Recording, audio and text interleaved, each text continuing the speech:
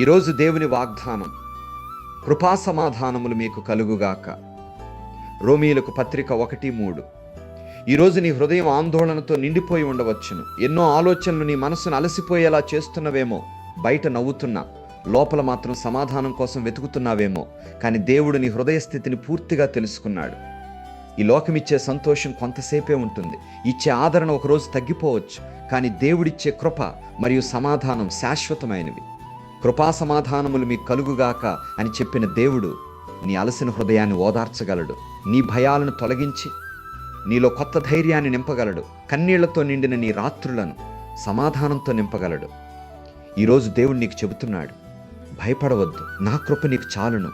నీ హృదయాన్ని నా సమాధానంతో నింపుతాను. నీవు ఒంటరివి కాదు, నేను నీతోనే ఉన్నాను.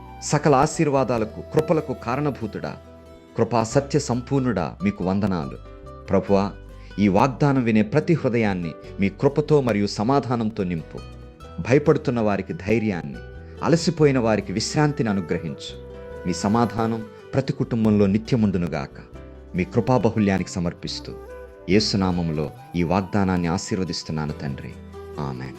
ఈ వాగ్దానం మీకు, మీ కుటుంబాలకు, అందరి జీవితాల్లో నెరవేరునుగాక. ఆమేన్.